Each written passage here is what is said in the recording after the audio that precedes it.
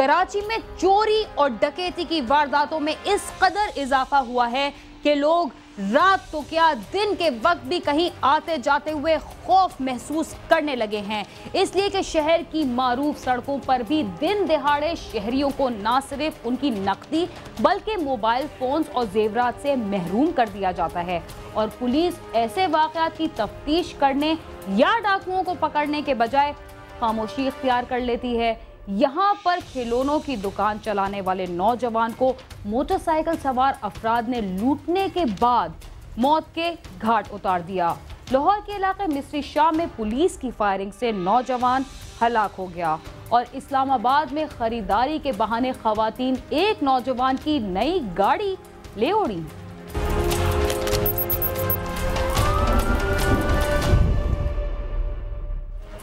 कराची के शहरी आजकल चोरों और डाकुओं के रहमो करम पर हैं। इस शहर में खिलौनों की दुकान चलाने वाले नौजवान को मोटरसाइकिल सवार अफराद ने लूटने के बाद मौत के घाट उतार दिया। पुलिस ने इस वाक़े को डकैती के दौरान मुज़ाहिमत करार देकर फाइल सर्द खाने की नजर कर दी।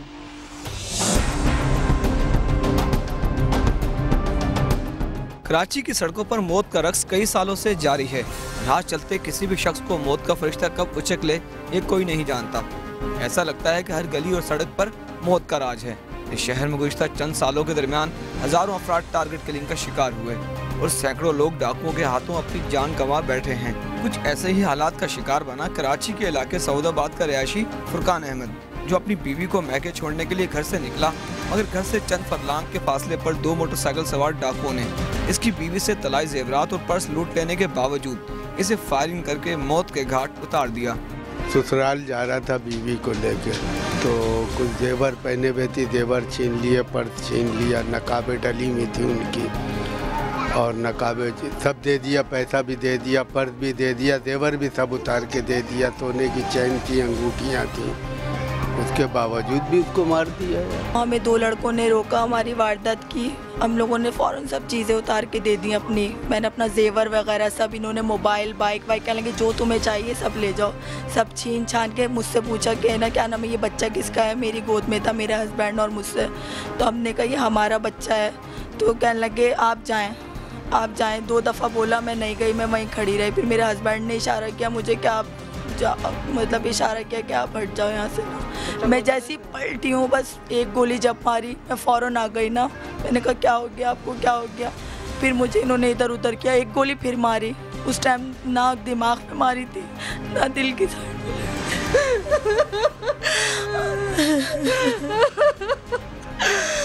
तो क्या मेरे सामने मारी। फुरकान के कत्ल का मुकदमा इसके भाई की मुद्दत में सऊदाबाद थाने में नामालूम अफराद के खिलाफ दर्ज किया गया। उसके घर वालों का कहना है कि उसका किसी सियासी जमात से कोई ताल्लुक नहीं था, लेकिन फिर भी चंद अखबारात और पुलिस उसका ताल्लुक सियासी जमात से जाहिर कर रही है, जो गलत है। अखबार वगैरह में और इसमें ये गलत खबरें क्यों आ रही हैं भाई। वो एक फरिश्ता था, मेरा शौहर एक फरिश्ता इंसान था, ना किसी के लेने में ना देने में, हमेशा जो काम किया वो नेकी वाला किया। तो ये इल्ज़ाम क्यों गलत लगाए जा रहे हैं, कौन लगा रहा है ये गलत इल्ज़ाम। सियासीदान था और ये था, जो लोग हैं उनको पकड़ के मारे ना, जो बेकसूर है उनके पीछे क्यों लग गए। इसका तो घर बर्बाद हो गया, इसका तो मासूम बच्चा, इसके लिए कौन है। इतने मासूम बच्चों को लावारिस करके इतनी जवान को बेवा कर दिया। मकतूल की खिलौनों की दुकान थी और वो सऊदाबाद लियाकत मार्केट का नायब सदर भी था। उसकी 1.5 साल कबल शादी हुई थी और वो 10 महीने के बेटे का बाप था। उसके लवाहिकीन का कहना है कि फुरकान की किसी से कोई दुश्मनी नहीं थी। नहीं, वो तो यहाँ पूरे इलाके में मशहूर था, रो रही थी औरतें उसकी सब। मेरे बच्चे ने कभी कोई ऐसी बात ही नहीं करी है। शहर में होने वाले जराइम की कई वाक़यात की तरह जब कुछ भी ना बन पड़ा तो सऊदाबाद पुलिस ने रवायती वतीरा अपनाते हुए इस केस को भी डकैती के दौरान मुज़ाहिमत करार देकर फाइल सर्द खाने की नजर कर दी और एक 10 माह का बच्चा हमेशा के लिए इंसाफ के हुसूल से महरूम कर दिया गया। कैमरामैन फरहान गुल के साथ सालिक शाह, समा, कराची।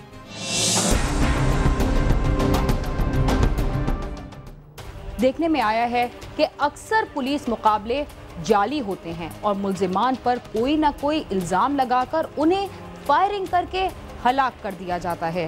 लाहौर के इलाके मिस्री शाह में भी पुलिस की फायरिंग से नौजवान हलाक हो गया।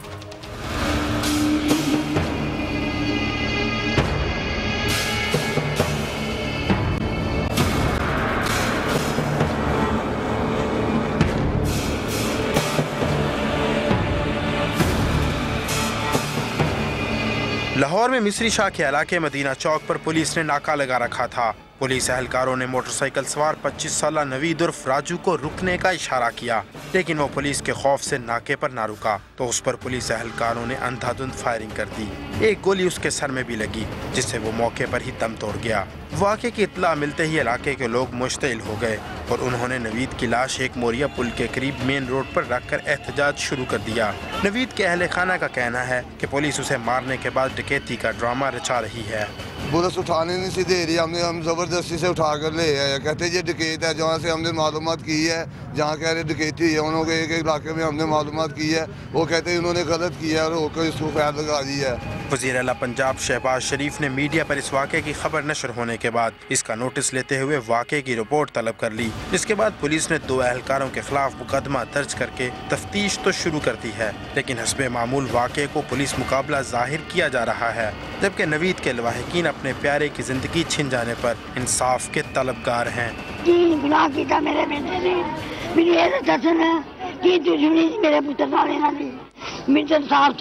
नवीद के दोस्तों का कहना है कि वो किसी वारदात में मुलव्विस नहीं था। उन्होंने गफलत के मुर्तकिब पुलिस एहलकारों के खिलाफ सख्त कानूनी कार्रवाई का मुतालबा किया और कहा कि अगर इसमें दूसरे वाक़यात की तरह नरमी बरती गई तो हम दोबारा सड़कों पर आ जाएंगे। इन्होंने जैसी दरख्वास्त दी हमने FIR रजिस्टर की, क्योंकि हमारे एंड पे कोई MLFID नहीं है। जो भी ये ऐड कराना चाहते हैं, जो भी इनकी डिमांड्स हैं, वो तमाम पूरी कर रहे हैं। और अब तो बहुत हाई लेवल पे इंक्वायरी हो रही है। मेजर मुबशिर साहब DIG साहब जो हैं वो इसकी इंक्वायरी कर रहे हैं, सेक्रेटरी होम साहब इंक्वायरी कर रहे हैं। तो इसमें इंशाल्लाह बिल्कुल आप लोगों को तसल्ली रखनी चाहिए कि इंशाल्लाह इसमें किसी किस्म की कोताही नहीं होगी पुलिस की तरफ से। मकतूल के अहले खाना बहुत गमज़दा हैं। उनका कहना है कि नवीद तो लोगों के घरों की लाइटें ठीक करता था, लेकिन जालिमों ने जिंदगी की रोशनी छीन ली। पूरा मोहल्ला इस बात का गवाह है कि वो बहुत शरीफ शख्स था और तमाम लोग जो इस एहतजाज में मौजूद हैं कहीं से लाए नहीं गए, बल्कि उसकी मौत की खबर सुनकर आए हैं। 4 मोहल्ले को आए हैं, बड़ी दूर तक उसको जानने वाले हैं राजू को। ये जितना लोग रात को आया था, किसी को पैसे दे के नहीं बुलाए गए थे। ये पुलिस वाले भी जान लें और वो लोग अभी भी आ सकते हैं, अभी भी वही रोड ब्लॉक हो सकते हैं।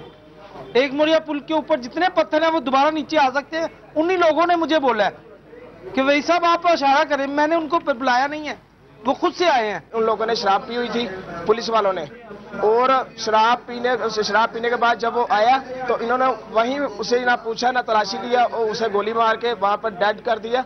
और 20 मिनट तक उसकी लाश रक्शे में पड़ी रही, तड़प तड़प के। वो अनिश शाहिदी ने बताया कि वो तड़प तड़प के वो मरता रहा, सिसकियां लेता रहा, लेकिन इन जालिमों के दिल में रहम नहीं आया। शुरू में तो मकतूल के घर वालों ने उसके पोस्टमार्टम से इनकार कर दिया, लेकिन पुलिस के आला अफसरान की मुदाखलत पर उन्होंने लाश को दोबारा मुर्दा खाने में जमा करवा दिया। उनका शिकवा है कि पुलिस बिला वजह टाल मटोल से काम ले रही है। उनका कहना था कि हम आला हुकाम से इंसाफ की अपील करते हैं कि वे इस वाक़े में मुलव्विस पुलिस एहलकारों को सजा देकर हमारे जख्मों पर मरहम रखें।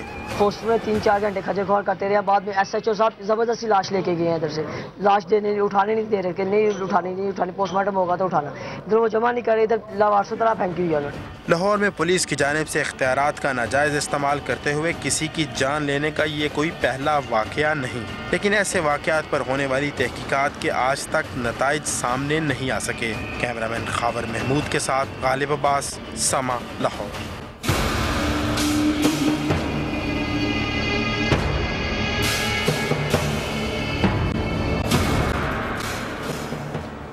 हमारी पुलिस जब चाहे किसी को डाकू और चोर करार देकर उस पर फायरिंग कर देती है।